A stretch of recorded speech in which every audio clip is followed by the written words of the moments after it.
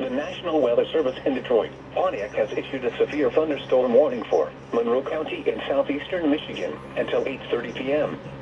At 7:16 p.m., severe thunderstorms were located along a line extending from near Manchester to near Blitzfield to near Swanson, moving northeast at 45 miles per hour.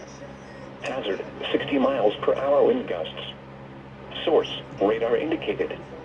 Impact, expect damage to roofs, siding, and trees. Severe thunderstorms will be near Petersburg and Ottawa Lake around 7:25 p.m. Lee and Lambertville around 7:30 p.m.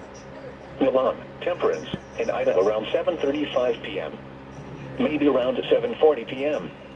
Lapeer around 7:45 p.m. Monroe and Carlton around 7:50 p.m. Other locations impacted by these severe thunderstorms include Newport, Cologne, Estral Beach, Toledo Beach, Erie, South Rockwood, Woodland Beach, Stony Point, Bowles Harbor, and Sumaria. Repeating, a severe thunderstorm warning has been issued until 8:30 p.m. for the following county: Monroe, Michigan.